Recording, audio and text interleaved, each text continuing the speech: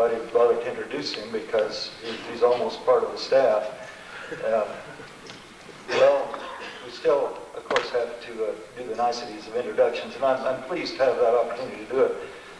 For one thing, it's always a delight when somebody that seemed to have youthful promise more than fulfills that youthful promise. I remember many years ago a doting aunt and uncle in Eugene, Oregon, who spoke so highly of young Tony Ash, and others in the church at Eugene that thought here was a young man with great promise. And I think he still does have some great promise. He has demonstrated the marks of potential achievement, not only in his academic degrees and his university teaching, in the lectures that he's given. I still remember somewhat more intellectual presentations that he gave at Boise State University a few years ago.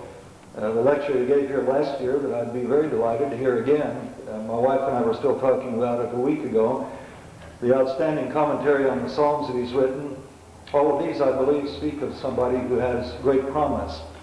A promise which I believe will be fulfilled at whatever time we're able to invite him back again with a one-way ticket so that he comes back to Oregon and stays put. And that's our surreptitious, part of our surreptitious motives in having him back, hoping he'll lose the return ticket someday. After we sing song number 604, you'll have the privilege again of hearing from our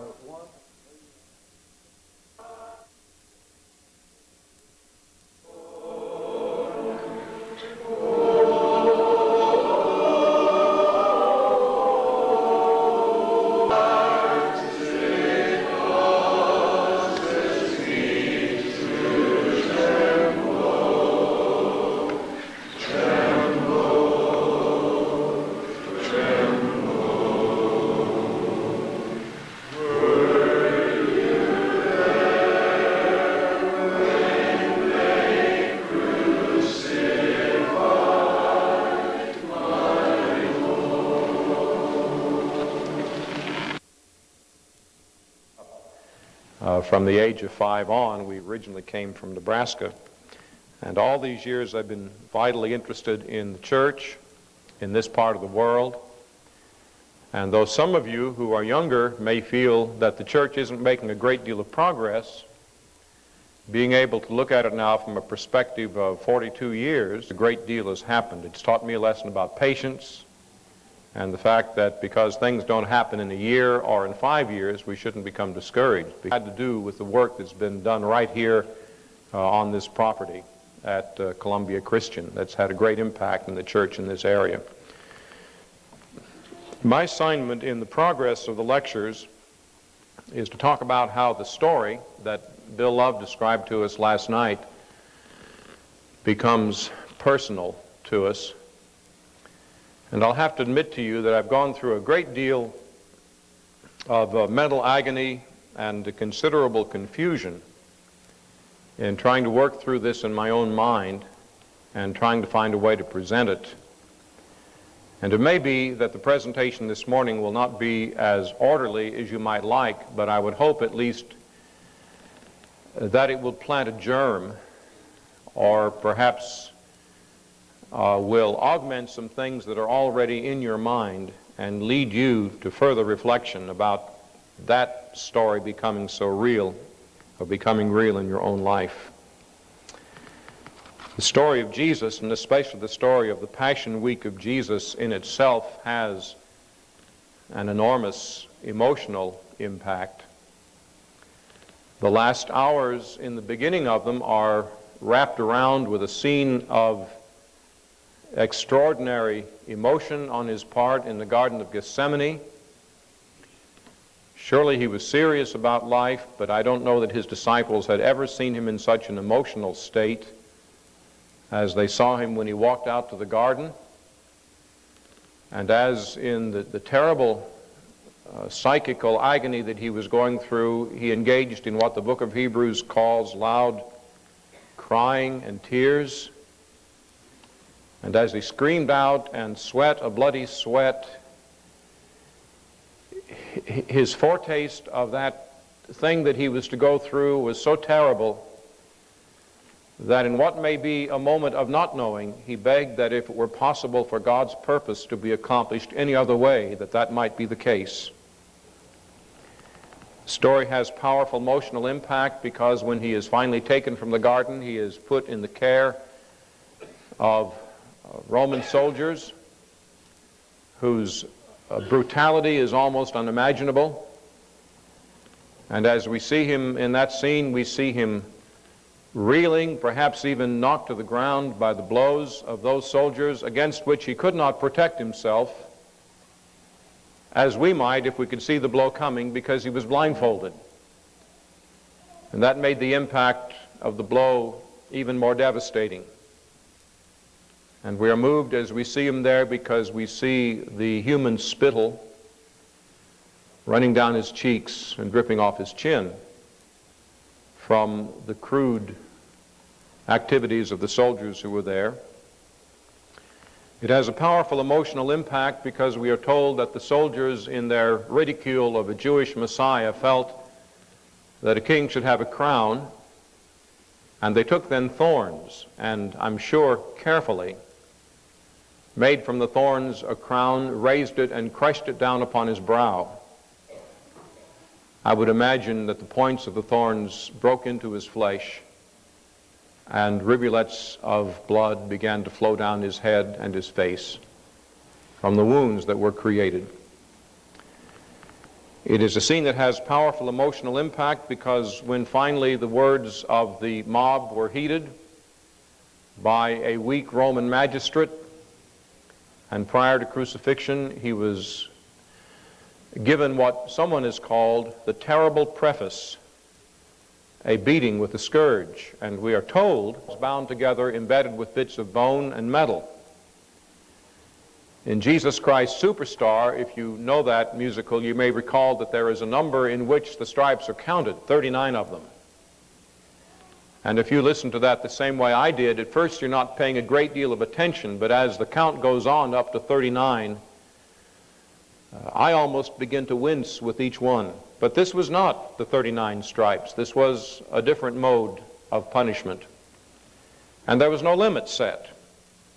It was at the whim of the executioner how many times that scourge could be brought down upon the taut body of the person who was being thus treated. People didn't always live through scourging. Sometimes it was not necessary for them to be crucified. They were already dead. We don't know how it was done exactly. One movie version has Jesus tied to a post and the burly executioner is on either side, each with a whip, and one runs 3 or 4 steps and lays the whip across his back and then retreats, and the other comes and does the same thing. Soon the outer layer of skin was broken, and then the scourge begins to bite into the under layers, and the blood flows, and the flesh is made raw and hangs in strips from the body. And then somehow John's Gospel says, as was the custom, that when the time came for crucifixion, in whatever condition he was in, he had to begin by carrying his own cross. And though the text says nothing about this, I wonder about the texture of the cross against his body, so lacerated by the scourging. And then he was taken to the place of crucifixion, and we all have envisioned the rough handling of the soldiers in whatever way this was done, perhaps as they wrestled him to the ground and laid him against the cross, and then the point of the spike was put against his skin, and the mallet was raised. And most of us in our minds can't even look at that point. We imagine the mallet being brought down, but we can't look, even in our minds, at that point, at the nails being driven through his wrist or his hand, whichever the case might have been. And then if it was done this way, the cross raised, perhaps dropped in the hole that was prepared for it. And the long hours of agonizing death, imaginable proportion, but more than that, sociologically and emotionally, a shame, as great a shame as that culture could put on someone, fiction. And those who came to watch their loved ones in their last agonies had to be prepared for a vigil of many hours. And sometimes the torments were so great that when people finally died, they were literally out of their minds, stark raving mad. The terrible congestion of the lungs, the inability to speak clearly, the headaches, the inability even to do such a simple thing as to wave away the insects, and in Jesus' case, the pain of the other wounds, and the ridicule of the people who flung epithets as those who were there upon the cross. It has, as I said, a powerful emotional impact. We've all tried to imagine it. We've heard sermons about it. Sometimes at communion we have tried to bring these pictures to our minds to make us appreciate more. And it is inevitable as Christians that when we try to picture this scene, somehow and as the body of Jesus winces with each blow of the scourge, and as we hear him grunt in pain, we imagine what it would be like to have the scourge laid across our backs, or to have the spikes driven through our arms, our hands, or to hang there in the hours of agony. Perhaps it was a mercy that Jesus died in only 6 hours. And we understand how terrible it was, not only because we try to imagine the pain ourselves, but for other reasons. I wonder if you can see the suffering of Jesus now as it is pictured before you, and then let that scene not disappear but recede into the background, and push the mute button so that you can still see his body jumping from the lashes of the scourge, or you can still see, but in front of that picture there's brought another picture of the Jesus of his ministry, whose face is radiant with love, and who is surrounded day after day with scenes of unutterable joy, as person after person whose body is cursed with some horrid disease or has been maimed by some terrible event of life is made whole and able to function fully, who shouts for joy and goes out in ecstasy telling other people about the wonderful thing that's happened. And all of those people coming down those miles, crowding around him so he can hardly move in those joyous days, clamoring somehow to share in the goodness that flows from him. And those scenes when he speaks to people whose faces indicate their anxiousness to hear the words of life, all this in the foreground, these scenes of beauty and love and happiness and joy, and in the background, the suffering and the agony and the beating. And so the scene becomes more powerful because of a perplexity and a dilemma and a paradox. How is it that a man whose life in every aspect showed such love could now be undergoing such horrors as we see in the background of our picture?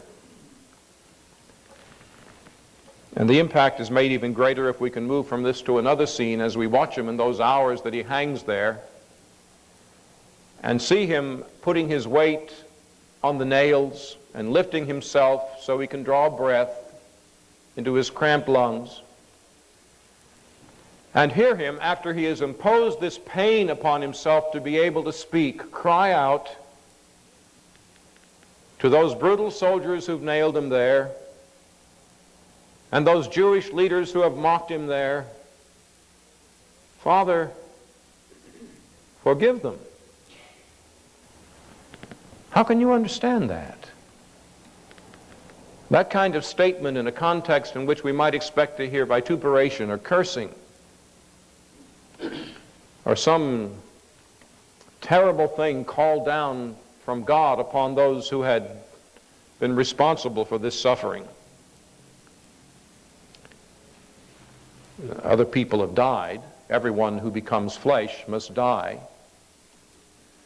I suppose it's not the death itself that's so terrible. That, after all, in spite of the heartache it causes, is an ordinary thing. Every day's paper is full in one section of obituaries. And other people have suffered as terribly. There were 2 people crucified with Jesus. I suppose crucifixion was as painful for them as it was for him. And those hundreds who had been crucified along the roads of Palestine some years before as a warning against revolt, they too, I'm sure, had suffered. Perhaps they suffered more because they hung in the cross longer. Why is this story told so often?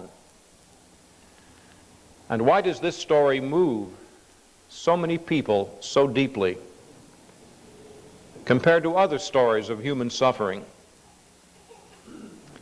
The answer is given in many texts, perhaps the best known, John 3:16, for God so loved the world that he gave his only begotten Son. The story moves us and is told so often because we understand that that event, with all of its horror, was done not impersonally in the mass for mankind, but personally in particular for me. And each one of us, in a personal sense, knows that. The emotional impact of the story drives it home to our lives. The emotions when we envision what happened to Jesus inspires us. We make resolutions, powerful resolutions, when we hear this story again about what we are going to be and what we are not going to be and the way in which our lives are going to be lived. We are challenged, we are empowered.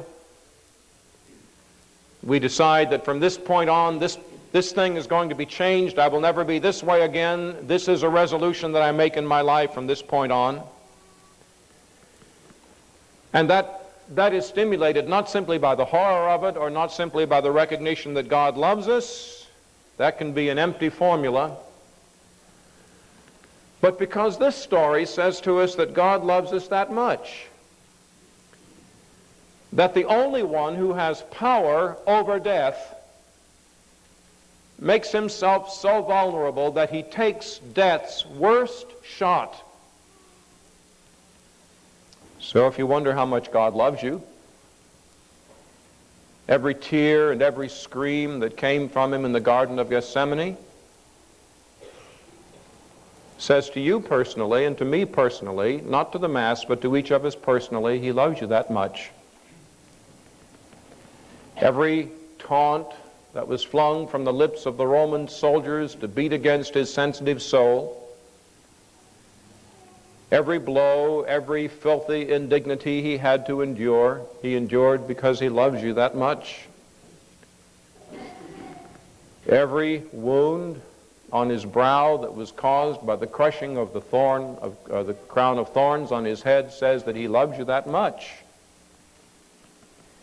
Every time that whip came crashing against his defenseless flesh, tearing it, every time it says he loves you that much.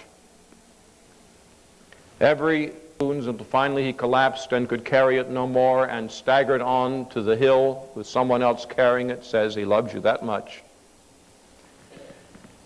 Every time that hammer was lifted until the nails were driven through his flesh and into the wood says he loves you that much.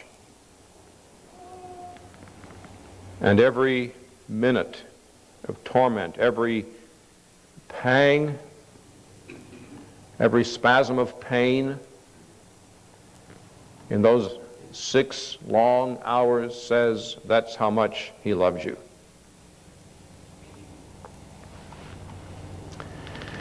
Now, it wouldn't be difficult to make that story our story if we could always be at such an emotional pitch. If we could always keep that story with all of its impact in our minds, but the fact is we can't. I have a sermon I preached years ago about Jesus on the cross. I haven't preached it for a long time. The last time you preached it, 17 people came forward. And I try to tell her, most of the time I can't. Those of you who preach understand. It's a difficult sermon to preach. You just can't do it. Somehow you have to be there emotionally to preach that sermon, and most of the time I'm not there emotionally, and so I don't want to betray that episode by trying to preach it. when I don't feel it. And the fact of the matter is that in trying to make that story our story, though there are moments of intense emotion which can have powerful impact, most of the time, most of us are not at that high emotional pitch. And so you see, if that's the only thing that makes the story our story, for most of us, most of the time, it won't become our story. Do you see what I'm saying? And so a good part of the time, we make it our story at a different level.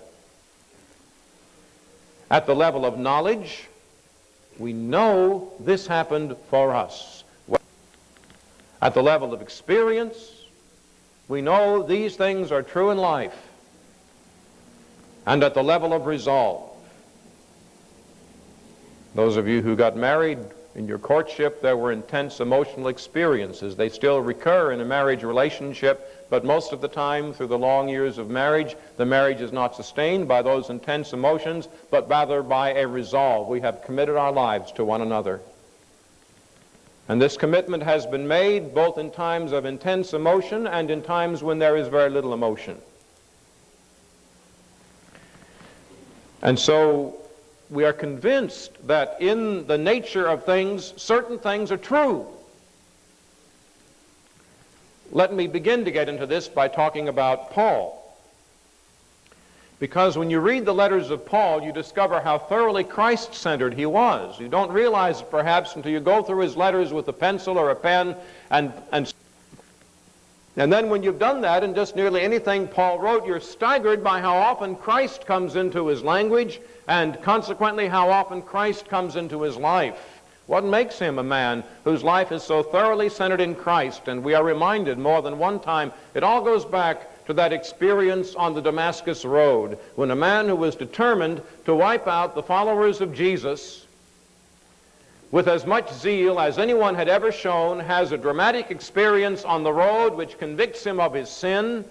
And after 3 days of agony in which neither food nor drink appealed and in which there was prayer, and I'm sure tearing of the soul until it bled, he finally discovered that even for a man who had done what he had done, there was mercy.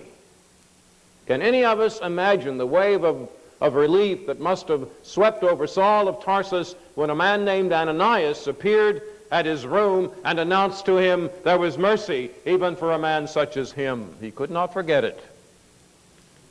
He knew God as a God of mercy in a deep and profound way the rest of his life. He knew that God had mercy on others because God had had mercy on him. He lived a life of the most intense kind of gratitude because God had had mercy for him. His conversion was constantly on his mind. He could not forget how deep his need had been and the enormous relief that God had taken away the wrong.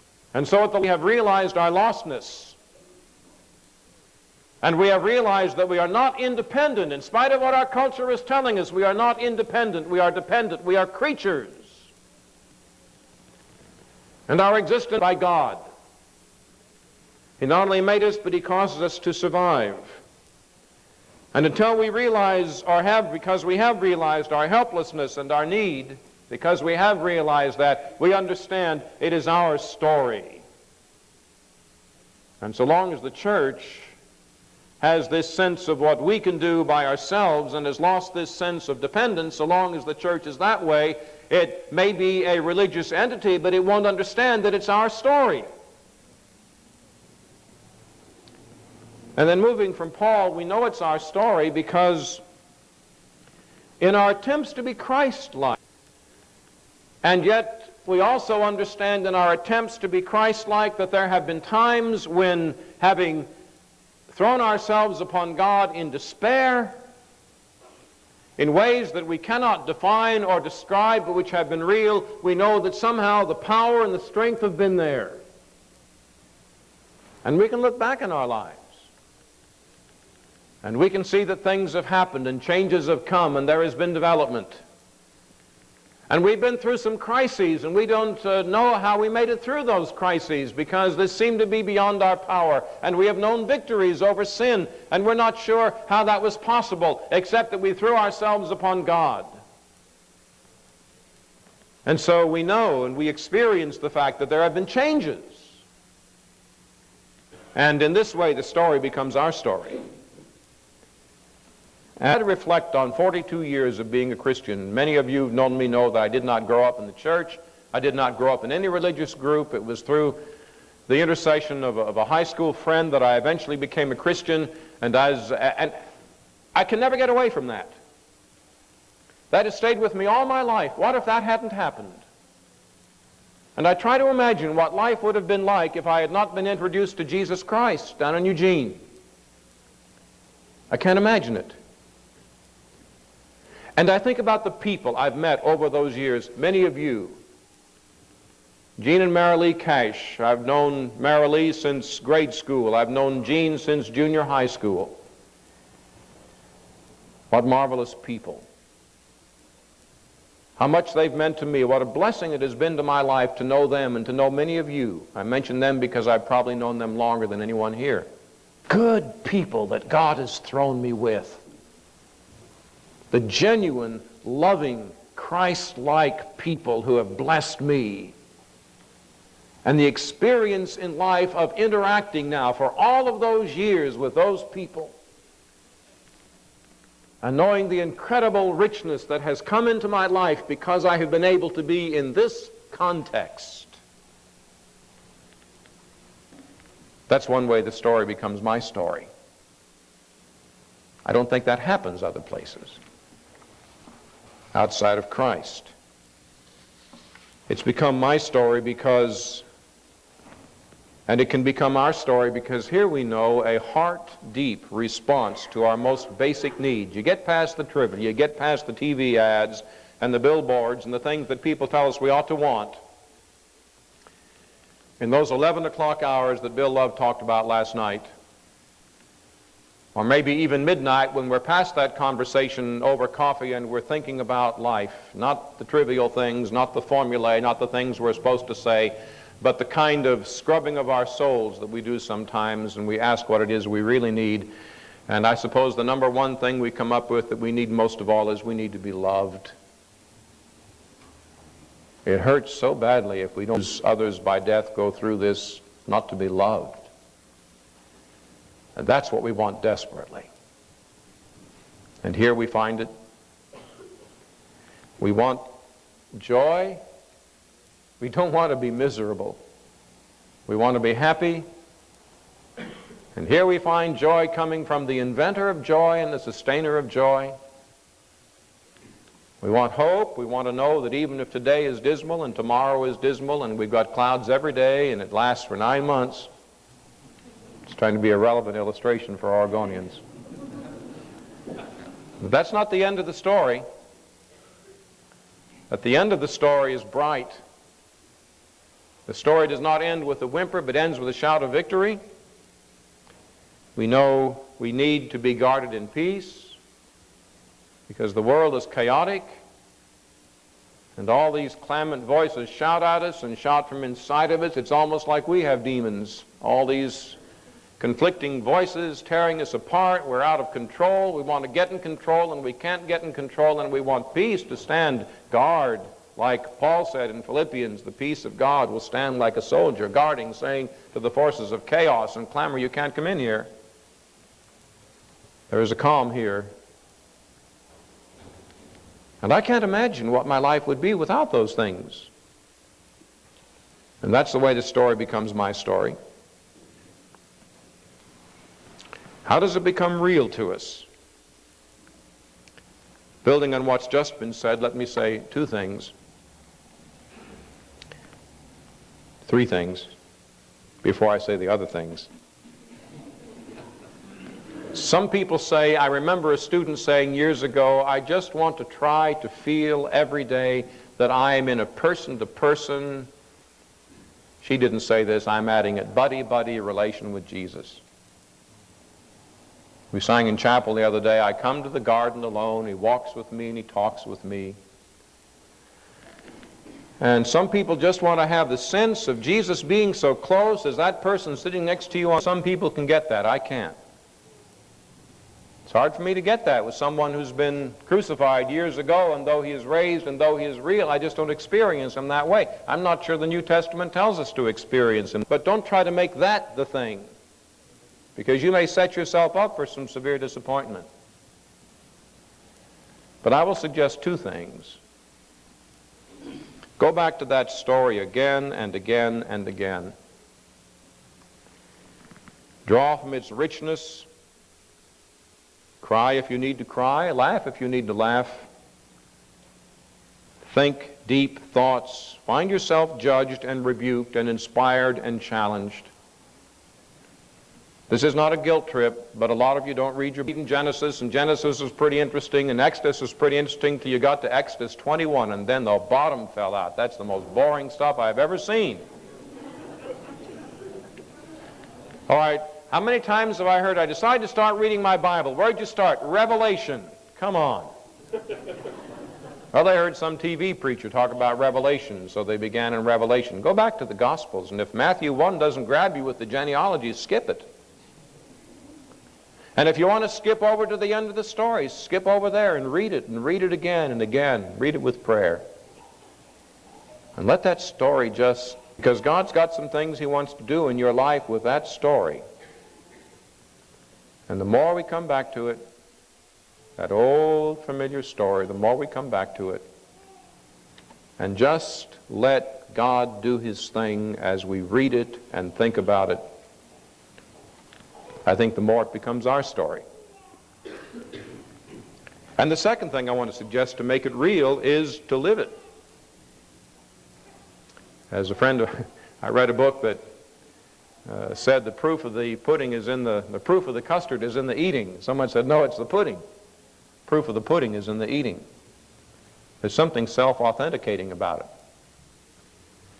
We've got a graduate student at Abilene Christian named John Prentice. I wish John could be here and tell you his story. It's one of the most fascinating stories I've ever heard. John lived as a street person for 10 years. I mean, if he was in Kansas City and he wanted seafood, he'd head for San Francisco.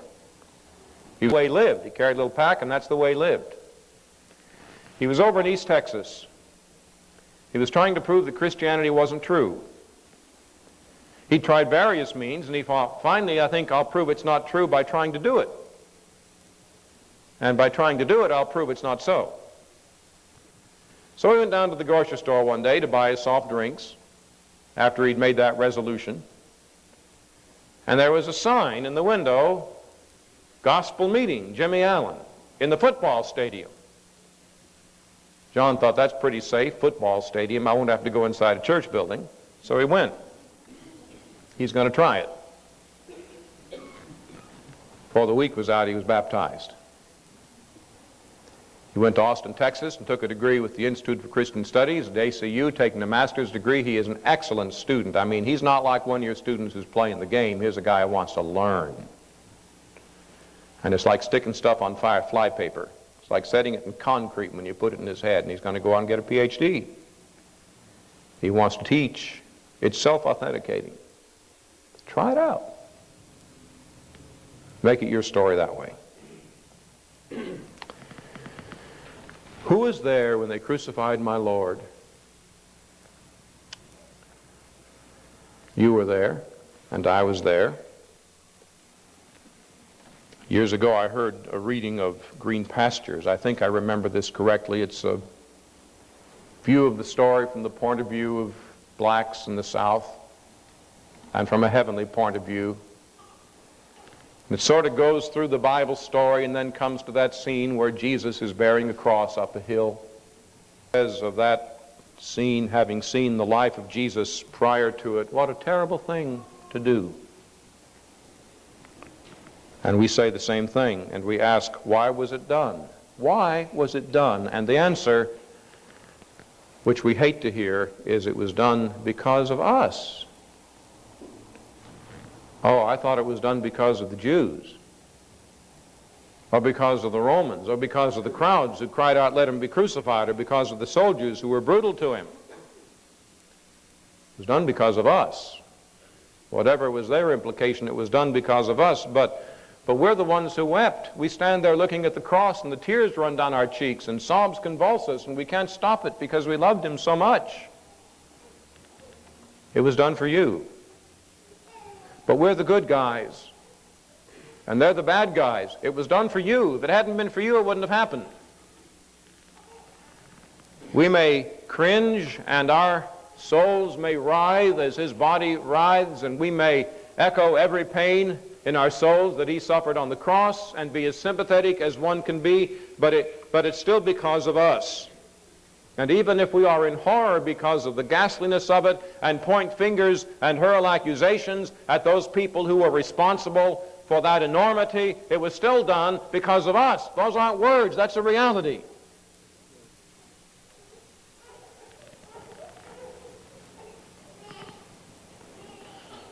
But if you listen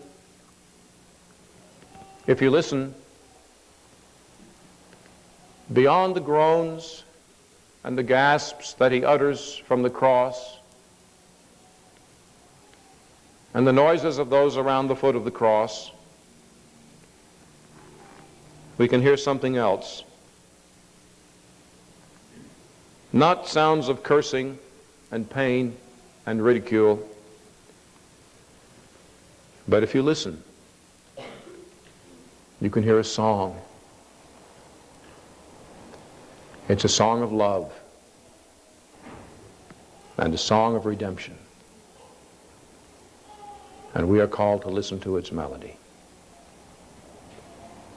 Shall we stand and sing?